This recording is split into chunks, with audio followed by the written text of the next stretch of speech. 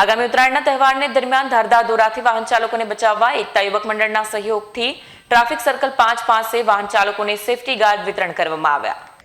એકતા યુવક મંડળ દ્વારા વાહન ચાલકોને સેફટી ગાર્ડ વિતરણ કરાયા છે। 500 થી વધુ સેફટી ગાર્ડ વિતરણ કરવામાં આવ્યા। સર્કલ 5ના રીજન્ટ 2 પીઆઈ પીજે સોલંકીના શુભ હસ્તે મોપેડ અને મોટરસાયકલ ઉપર આ સેફટી ગાર્ડ લગાવવામાં આવ્યા। એકતા યુવક મંડળની ટીમ વાહનો ઉપર ગાર્ડ ફિટ કરતા નજરે પડી।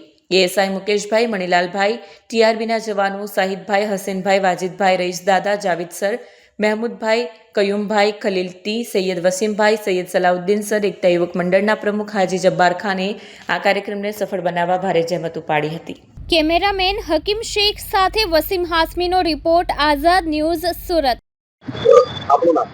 મારું નામ જબ્બાર ખાન પઠાણ। આજે અમારા એકતા યુવક મંડળ તરફથી છે ને ગરદન ઘાટનો કાર્યક્રમ રાખવામાં આવ્યો હતો। ઉત્તરાયણ આવી રહી છે, 14 તારીખે ઉત્તરાયણ છે। વાહન ચાલકો બહાર નીકળે તો એની જીવની સેફટી હોય તે માટે ગરદનને નુકસાન ના પહોંચે ને જીવ બચી જાય તે માટે અમે 500 ઘાટનું વિતરણ કર્યું એકતા યુવક મંડળ દ્વારા। અમે પહેલા રઘુકુલ ગન્નાલા પાસે, પછી બિસ્મિલ્લા ટી સેન્ટર પાસે, પછી પાવર હાઉસ પાસે અને રૂસબ પેટ્રોલ પંપ પાસે ટ્રાફિક પોલીસ સાથે મળીને કરવામાં આવ્યું।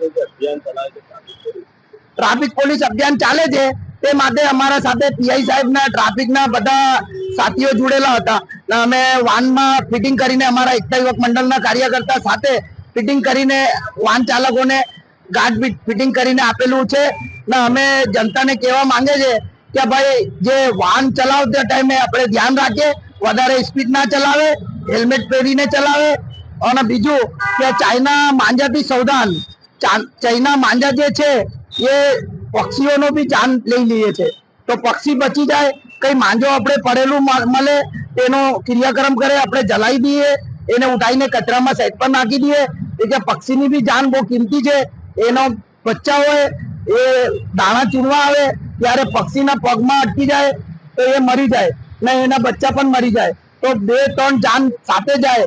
તો માંજાનું ધ્યાન રાખે આપણે, અને અમારે ટ્રસ્ટીઓની બી બધી સાવધાન કરવામાં આવ્યું ને જનતાને બી અમે અપીલ કરીએ છીએ કે માંજો કઈ પણ દેખાય તેને ઉચકી લે ને કચરામાં નાખી દે સાઈડ પર। જય હિન્દ, જય ભારત।